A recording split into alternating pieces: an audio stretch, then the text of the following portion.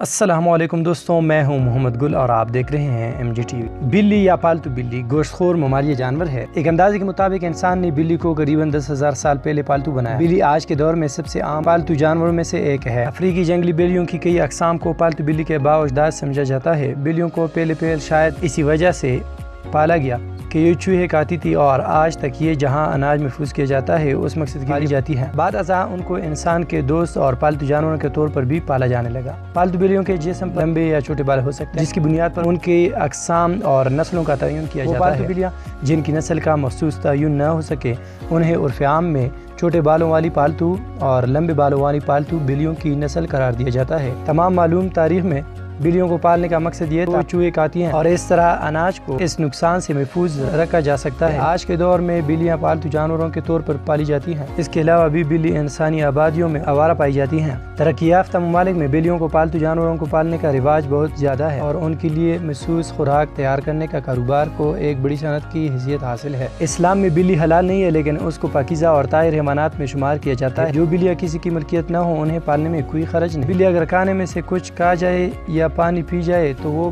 پلیت اور نجس نہیں ہوتا۔ شریعت اسلامیہ میں بلیوں کی خرید و فروخت منع ہے۔